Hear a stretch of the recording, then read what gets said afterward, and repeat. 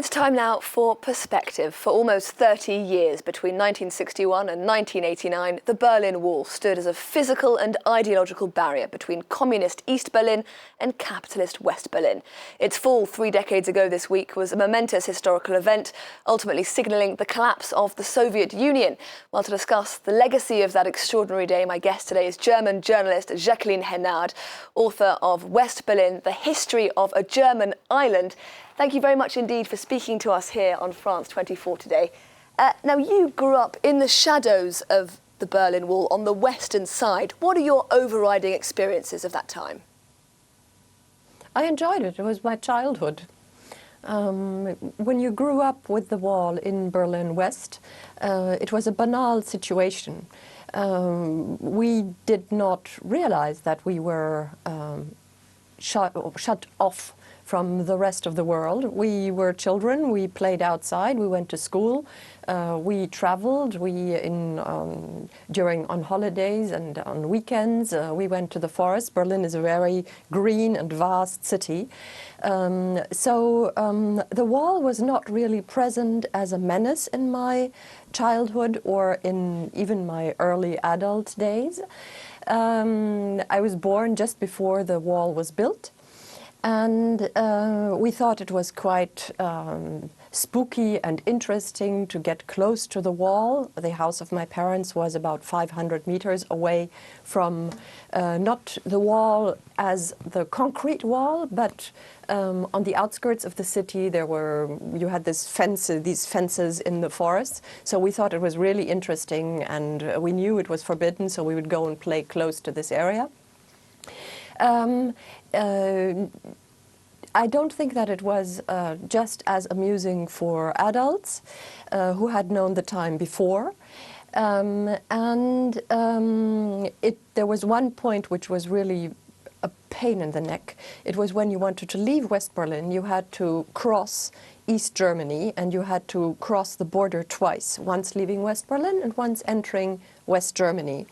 And this was a moment of nervosity, because you never knew how long you would have to wait, what the policemen and the military who were guarding the frontier would do or ask, how long you would need to stand. I mean, there was no danger. Nobody was ever killed trying to cross from West Berlin to West Germany. But nevertheless, it was a very unpleasant situation where you had the feeling that you were helpless. And there was something else rather unique about the situation in West Berlin, namely that it was controlled by the Allies. How did the general population feel towards the French, the Brits, the Americans in their midst? We thought they were great. They were colorful, they spoke foreign languages. We did all we could to learn English and French. We were dreaming of going to the British Officers Club, which had a special swimming pool. We were dreaming of the French restaurant up in the north of Berlin, and of the PX, which was the American shopping center in the south, and the American cinema. So for us as children, it was really great. And also for the adults, the Allies were a fiction. They could never have secured West Berlin if the Soviet Union had really decided to take over this little island in the middle of eastern Germany. There were only something like 6,000 or 8,000 soldiers in Berlin. There were probably just as many spies. But we had the feeling that we were safe, and that this was sort of a normality that we did not have in Berlin. And when the wall came down, curiously enough, the left-wing Greens Party, which was much more left-wing than it is today, said, please don't leave us alone with the Germans.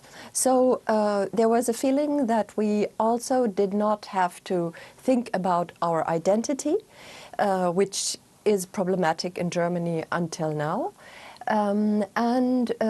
It was sort of an exceptional life And the Allies, partly they were folklore.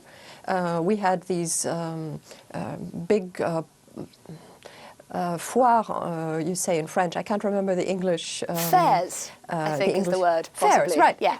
Yeah. Thank you. Yes, yeah.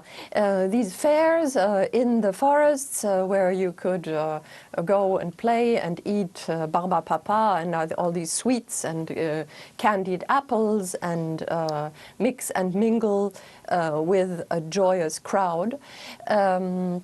I'm just going to ask you. I lost. Sorry, I'm just going to ask you another question. I know that in some GDR maps from the time, West Berlin is literally depicted as a blank space, an attempt to keep East Berliners in the dark as to what was going on in the West. To what extent were West Berliners, were you aware of what was going on in the East? Well, I would say that for us it was also like the Sahara. It was surrounding the city. From a certain point in time, we could go to the east, but it was not a very joyous place. So the colors were sad.